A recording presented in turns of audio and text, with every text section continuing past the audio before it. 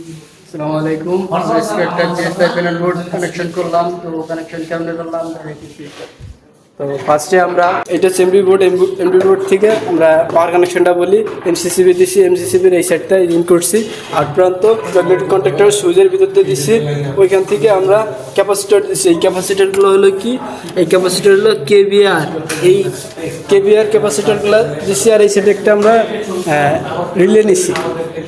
তো এখন আমরা কন্ট্রোল কানেকশনটা বলবো। কন্ট্রোল কানেকশনটা হচ্ছে আমরা ফার্স্টে, তো এই যে ডায়াগ্রামটা দেখা যাচ্ছে এইখানে 11, 1 এবং 3 এইখান থেকে আমরা পাওয়ার দিছি এটা চালানোর জন্য। আর এইখানে একটা সিটি দিছি যে 11 এবং 13-তে এই এমসিবি থেকে আইনে দিছি। আর এইখানে যে কানেকশনগুলা, এইখান থেকে একটা লাইন আইনে এইখানে দিছি, আর এই সাইড শর্ট করছে, এইখান এক একটা আইনে এক একটা ক্যাপাসিটর দিছি। তো আর এই সাইডে